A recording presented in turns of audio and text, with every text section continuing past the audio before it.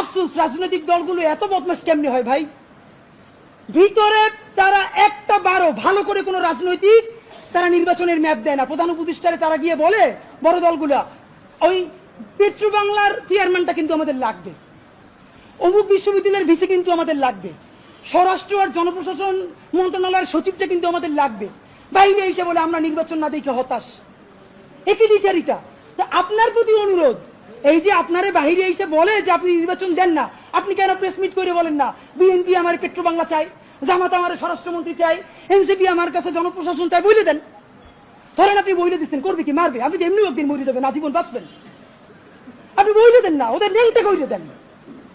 রাজনৈতিক শক্তির আমরা পক্ষে, কিন্তু রাজনৈতিক দলের নামে আপনাকে বলি, আপনারে আপনার উপদেষ্টারা সারাক্ষণ জুতুর ভয় দেখায় না?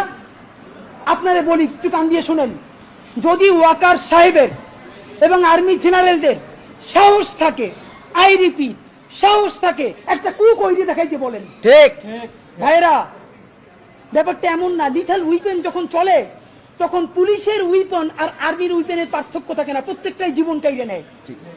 এই মাত্র একটা বছর আগে আমাদের হাজারো হাজারো শহীদ যেই গুলিতে শহীদ হয়েছে, এর চেয়ে দামি গুলি তো আর আর্মি আমাদের উপরে ব্যবহার করতে পারবে না। আপনি মনে রাখেন, এই ওয়াকার সাহেব অথবা আর্মি যদি কোনো কু করার চেষ্টা করে, জনগণ গিয়া ক্যান্টনমেন্টের ইট খুঁজে নিয়ে আসবে। ইট, একটা ইট ক্যান্টনমেন্টে আস্থা থাকবে না। আপনি যাইকে রাখেন, আপনি কারে ডরান? আপনি ভোট নেন। মিনিমাম 100 রিক্সাওয়ালার সাথে কথা বলেছি গতকাল পর্যন্ত, প্রত্যেকে বলে এই উপদেষ্টাদেরকে তারা বিশ্বাস করে না, কিন্তু ইনুস বেড়া ভালো। এর মানে সারা বাংলাদেশের জুলাই যোদ্ধারা, জুলাইয়ের পক্ষের শক্তিরা আপনার মুখটা দেখা এখন পর্যন্ত এই সরকারের একটা হাত ধরে রাখছে। কিন্তু এই উপদেষ্টাদের কেউ কেউ ইতিমধ্যে রাজনৈতিক দল যারা সামনে ক্ষমতায় আসবে তাদের সাথে নেগোসিয়েশন করে কেউ সামনে আইনমন্ত্রী হবে, কেউ অন্যান্য মন্ত্রী হবে, কি কি হবে এইটা পাকাপোক্ত কইরা এখন তাদের জবানে আমাদের ঘোষণাপত্র লিখে দেয়। ঠিক। এখন সেই ক্ষমতায় যারা আসবে সেই দলের মুখপাত্র হয়ে তারা এই সরকারের মধ্যে কাজ করে। প্রধান উপদেষ্টা, আপনার একটা কথা বলি, আমরা আগেও বলেছি এই সরকারের সকল উপদেষ্টার এক পা অন্য দেশে, বিপদ হইলে ভাইগে যাবে, কিন্তু আমরা দৃঢ়ভাবে বিশ্বাস করি আপনি ভাগবেন না। এর প্রমাণ, আপনি যদি ভাগতেন পৃথিবীর কোন দেশ আপনারে রাখতে চায় না বলেন? তাহলে হাসিনার আমলেও 10 তলা বিল্ডিং পাইয়া আপনার আদালতে হাজিরে আপনি দিতে আসতেন না। ঠিক। আপনি তখনই বিদেশ থাকতে পারতেন। আপনি এই দেশে থাকতে চান বলেই আপনি আসছেন, আমরা বিশ্বাস করতে চাই। আপনার একটু পইয়া শুনাই, আপনার ঘোষণাপত্র থেকে অল্প কয়েক জায়গা মার্ক করে নিয়ে আসছি। মাননীয় প্রধান উপদেষ্টা, আপনি বলছেন যে সামনের নির্বাচনে, এবারের নির্বাচন যেন আনন্দ উৎসবের দিক থেকে, শান্তি শৃঙ্খলার দিক থেকে, ভোটার উপস্থিতির দিক থেকে, সৌহার্দ্য আন্তরিকতার দিক থেকে দেশের ইতিহাসে স্মরণীয় হয়ে থাকে, এই সকল আয়োজন করা হবে। মাননীয় প্রধান উপদেষ্টা, 6 মাস বাকি আছে। এই 6 মাসের মধ্যে আপনি এই উদযাপন কেমনে করবেন? নির্বাচন শুরু হইতে পারে না, এর মধ্যে মানুষকে হত্যা করতেছে রাজনৈতিক দল একটা আরেকটারে। তাহলে এই আমলা, এই পুলিশ, যেই পুলিশ রাজনৈতিক দলের ছত্রছায়া আবার হত্যাকাণ্ড ঘটাবে, আপনি তার দিয়ে কেমনে পারবেন? প্লিজ আপনার এই বৃদ্ধ কাঁধে রাজনৈতিক দলগুলোর বন্দুককে রাখতে দিয়েন না। আপনি না পারলে কুইট করেন, ওরা নিজেরা বুঝে খাক। কিন্তু রাজনৈতিক দলের একমাত্র মুখপাত্র হইয়া বাংলাদেশের মুখপাত্র থেকে আপনি বিদায় নিয়েন না। আপনি নির্বাচনের কথা বলছেন, আমরা খুশি হয়েছি, কিন্তু ইতিহাসের স্মরণীয় নির্বাচন করার রোডম্যাপ কোথায়? বাংলাদেশের রাজনৈতিক দলগুলো আপনার সাথে মিটিং করে সামনে এসে বলে আমরা নির্বাচনের রোডম্যাপ দেখি নাই, আমরা হতাশ। ভিতরে কথা বলার চেষ্টা করলাম, আফসোস রাজনৈতিক দলগুলো এত বদমাশ কেমনে হয় ভাই?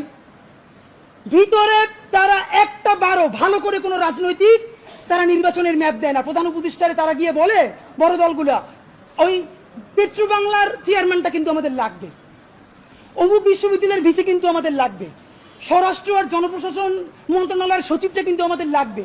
বাইরে এসে বলে আমরা নির্বাচন না দেখে হতাশ। একই দ্বিচারিতা। আপনার প্রতি অনুরোধ, এই যে আপনারে বাহিরে এসে বলে যে আপনি নির্বাচন দেন না, আপনি কেন প্রেস মিট করে বলেন না বিএনপি আমার পেট্রো বাংলা চাই, জামাত আমার স্বরাষ্ট্রমন্ত্রী চাই, এনসিপি আমার কাছে জনপ্রশাসন চাই, বলে দেন। ধরেন আপনি বইলে দিচ্ছেন, করবে কি? মারবে। আপনি এমনি একদিন মরে যাবেন, আজীবন বাঁচবেন। আপনি বইলে দেন না, ওদের নেংটা কইরে দেন। রাজনৈতিক শক্তির আমরা পক্ষে, কিন্তু রাজনৈতিক দলের নামে নিপীড়নের পক্ষে আমরা নয়। ঠিক। বন্ধুরা আমার, আপনি আরেকটা কথা বলেছেন এখন থেকে প্রতিদিন আলাপ করুন আপনার এলাকায় ভোটদান ব্যবস্থা কেমন হলে সুন্দর হয়, কেমন হলে আনন্দমুখর হয়, সেটা আগে থেকে ঠিক করার জন্য, নতুন বাংলাদেশের কাজ করার জন্য সেইটা আপনারা প্রস্তুতি নেন। মাননীয় উপদেষ্টা, যমুনে বললে হবে না, এলাকায় গিয়ে যদি এই আলাপ শুরু করি আমারে পিটাইয়া ছালবাকল উঠাই আবার ঢাকায় পাঠাইবে। ঠিক, ঢাকার এলাকা কিন্তু এক না। এলাকায় সেই পরিবেশ আপনি তৈরি করতে পারছেন? এলাকার ওসি প্রতিদিন এখন বিএনপির উপজেলা সভাপতির ফোন করে ডায়াবেটিসের খবর নেয়। তা আমার কথা যদি বিএনপির বিপক্ষে যায়, আমার কথা যদি জামাতের বিপক্ষে চায়, তারা তো আমার দৌড়নি দিয়া কি করবে তা তো আপনি বুঝতে পারতেছেন না। প্রধান উপদেষ্টা, মাননীয় উপদেষ্টা, শেষের দিকে আপনার আর একটা কথা আপনারা বলা দরকার। আপনি এখানে খুবই স্পেসিফিকলি বারবার নির্বাচনের যে রোডম্যাপটা দিয়েছেন, আমরা অত্যন্ত খুশি হয়েছি। আপনার হাতে সময় আছে 6 মাস। আপনাকে চূড়ান্তভাবে আমরা কয়েকটা প্রস্তাবনা দিতে চাই। নাম্বার 1, এই 6 মাসের মধ্যে আপনি একটা আপার হ্যান্ড নেবেন। সেই আপার হ্যান্ডের চূড়ান্ত কাজ আগামী 1 সপ্তাহের মধ্যে আপনি ইন্টারিম ভেঙে দেন। ঠিক, এই ইন্টারিমের অনেক উপদেষ্টা এখন সামনে কেউ বিএনপির, কেউ জামাতের, কেউ এনসিপির মুখপাত্র হইয়া তাদের দলীয় এজেন্ডাগুলো আপনার সামনে রেখে বাস্তবায়ন করবে।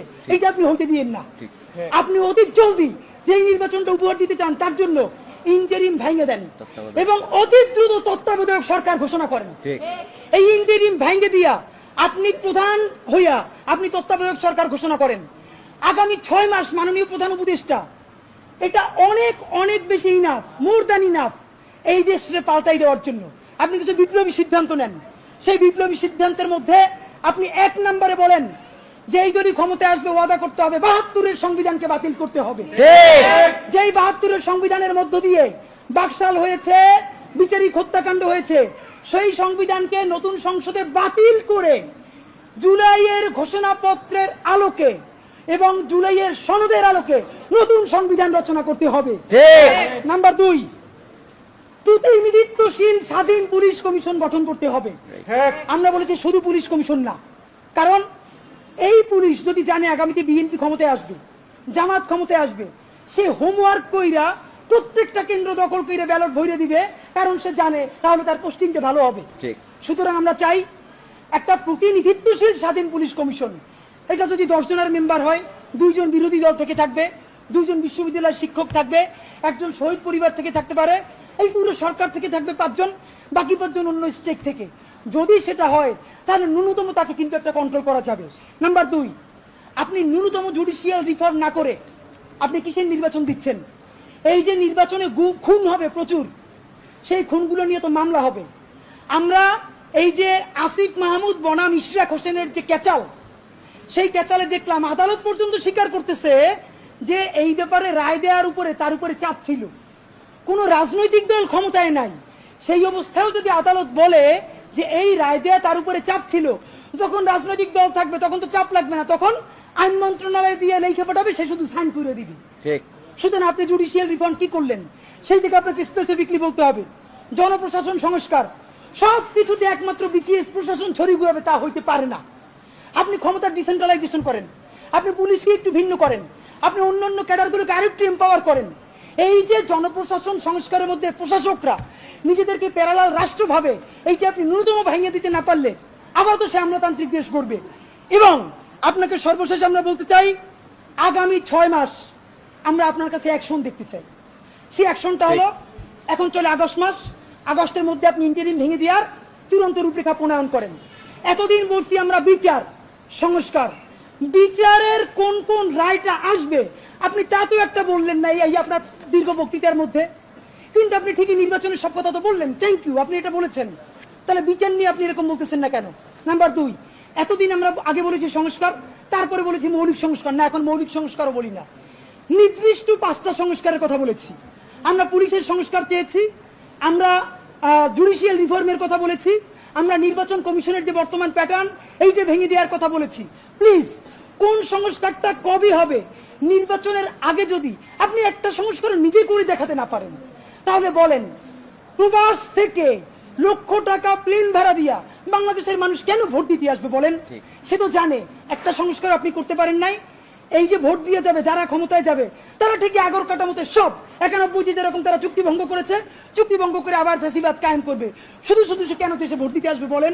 সুতরাং আপনি যদি সত্যিকারে চান বাংলাদেশের ইতিহাসে সেটা নির্বাচন হোক, প্রবাসীরা ভোট দিক, লক্ষ লক্ষ টাকা খরচ করে মানুষ ঈদের মতো উদযাপন করুক, তাহলে ন্যূনতম কয়েকটা বিচার আপনার নির্বাচনের আগে করে দেখাতেই হবে। ঠিক। এই ইন্টারিমের সকল উপদেষ্টাকে বিদায় দিয়ে নতুন ফ্রেশ তত্ত্বাবধায়ক সরকার গঠন করতে হবে। ঠিক। এবং অতি দ্রুত আপনাকে রেভলিউশনারি কিছু কাজ করে দেখাতে হবে, যাতে মানুষ বিশ্বাস করে রাজনৈতিক দলগুলো আসলেও তারা কোনো ধরনের গাদ্দারি করতে পারবে না।